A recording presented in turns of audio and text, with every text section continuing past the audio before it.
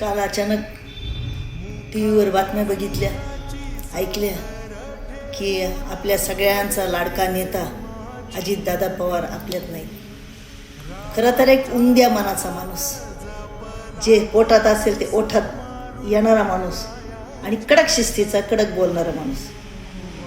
शेवगाव तालुक्यातल्या 17 गावांना ताजनापूर लिपच्या दुसऱ्या टप्प्यातून पाणी मिळावं ही ॲडव्होकेट शिवाजीराव काकडे यांच्या मनातली संकल्पना.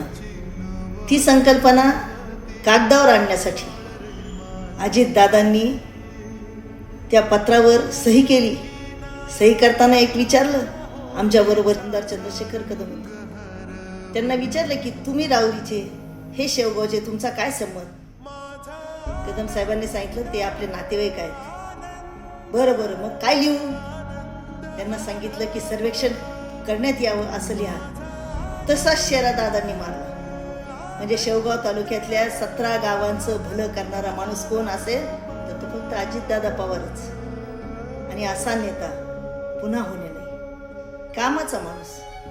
कामाचा माणूस म्हणून ज्याची ओळख आज आपल्या सगळ्यांना आहे, त्यांचं असं दुर्दैव आपल्या सगळ्यांना निघून जाणं मनाला चटका लावणार आहे.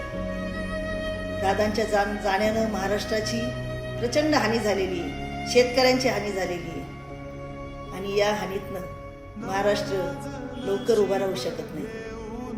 आज दादांना आबासाहेब काकडे समूहाच्या वतीने, शिवसेनेच्या वतीने मी दादांना आदरांजली वाहते.